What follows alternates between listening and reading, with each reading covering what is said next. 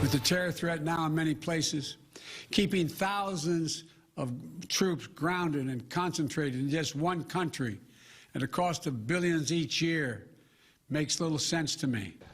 President Biden and his major announcement to withdraw all U.S. troops from Afghanistan.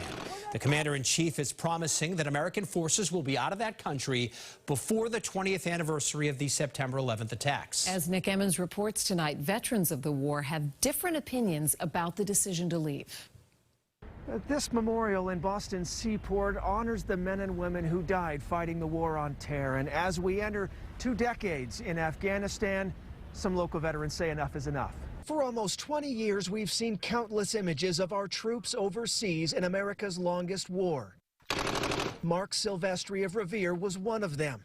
He was stationed in a remote outpost in Afghanistan, a place he and his fellow soldiers called a bullet sponge. Back in 2008, I was in Afghanistan. He was one of the lucky ones to make it out. Some of his friends did not.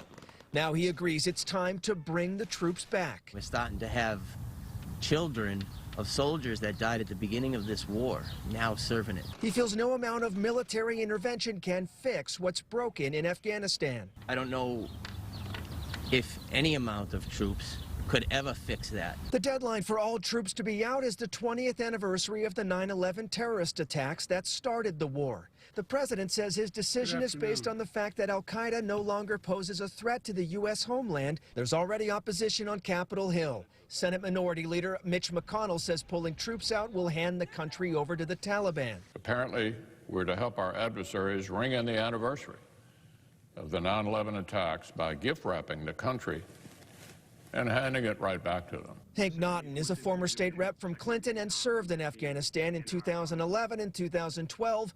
He feels the terror threat can be controlled without a large force on the ground. We've got the worldwide capability and the trained troops and soldiers to be able to surgically strike any place in the world where we feel a threat. Some 3,300 troops will start to move out on May 1st. That is a date the Trump administration previously negotiated for all troops to be out. In Boston, I'm Nick Emmons, WBZ News.